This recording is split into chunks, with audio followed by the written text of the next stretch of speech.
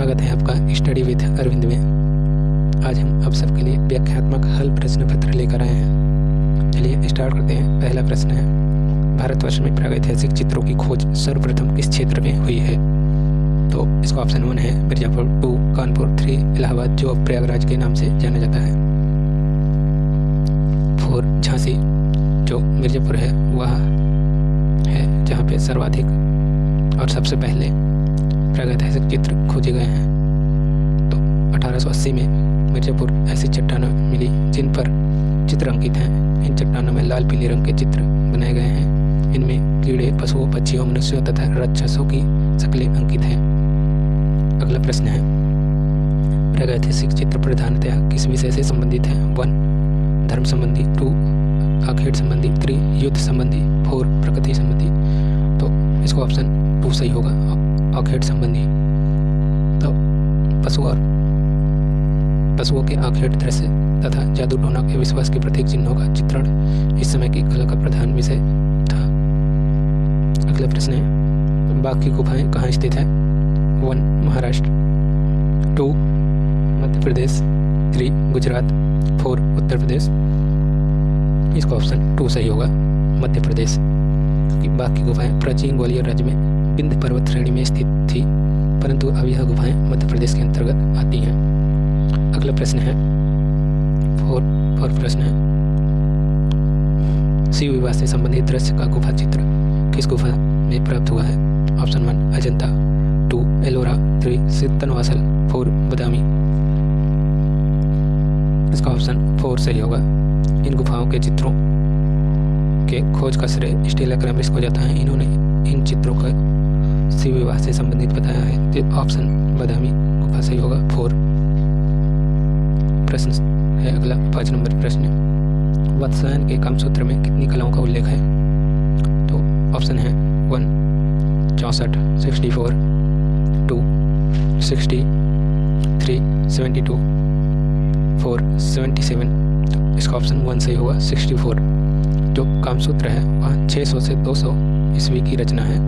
इसके तीसरे अध्याय में 64 कलाओं का उल्लेख दिया गया है और आलेख चित्रकला के षडंगों पर प्रकाश डाला गया है जो वत्सायन द्वारा रचित है ग्रंथ है कामसूत्र।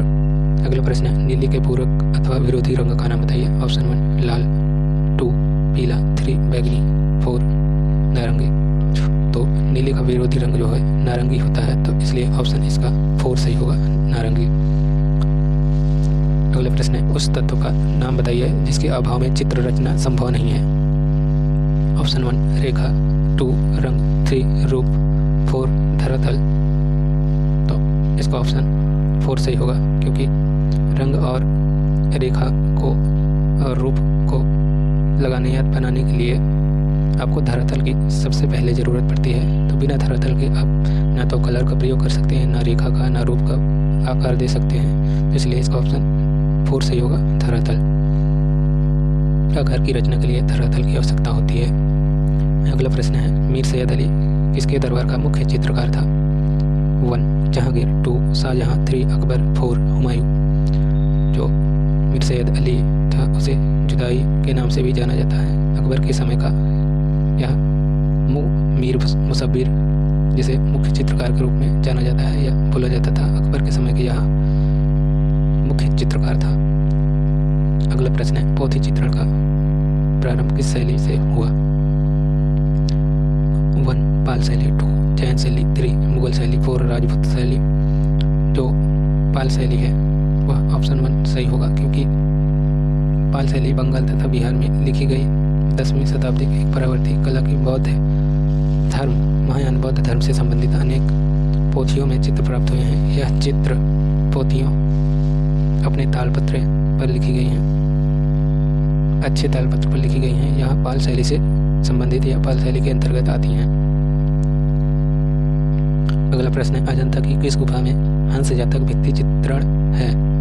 ऑप्शन 1 गुफा संख्या 17, ऑप्शन 2 गुफा संख्या 16, ऑप्शन 3 गुफा संख्या 10, ऑप्शन 4 गुफा संख्या 9।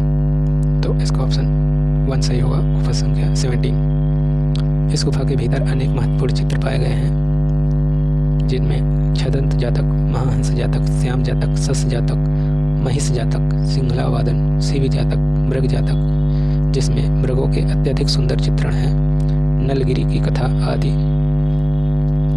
गुफा संख्या 17 में पाए गए हैं। अगला प्रश्न है अजंता की किस गुफा संख्या अजंता की गुफा संख्या 1 का निर्माण काल है?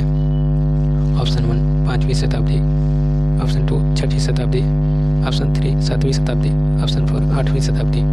तो इसका ऑप्शन 1 सही होगा, 3 सही होगा। इसका ऑप्शन 3 सही होगा, 7वीं शताब्दी।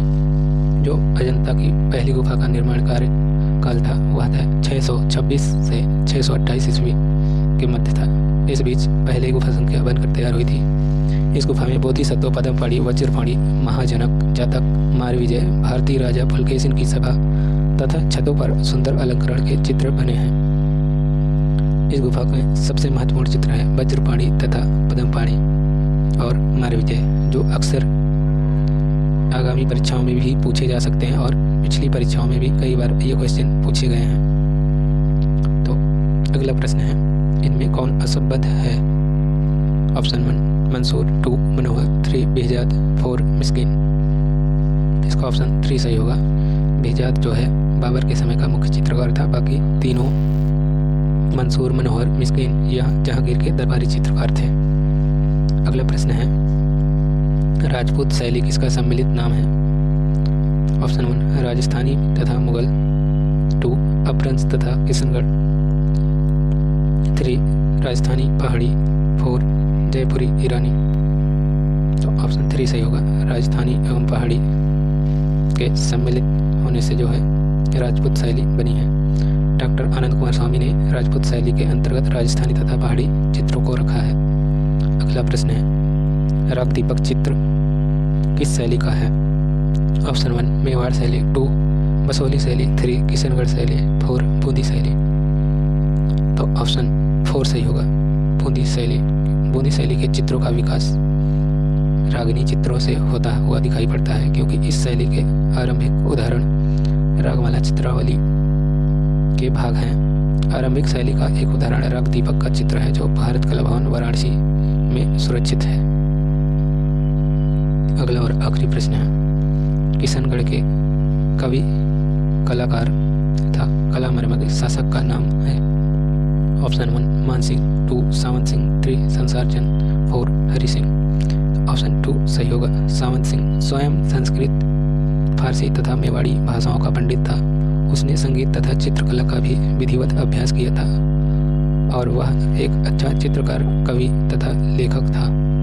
इसलिए ऑप्शन 2 सही होगा। यह आगामी परीक्षाओं के लिए बहुत ही उपयोगी प्रश्न है। Thanks for watching this video.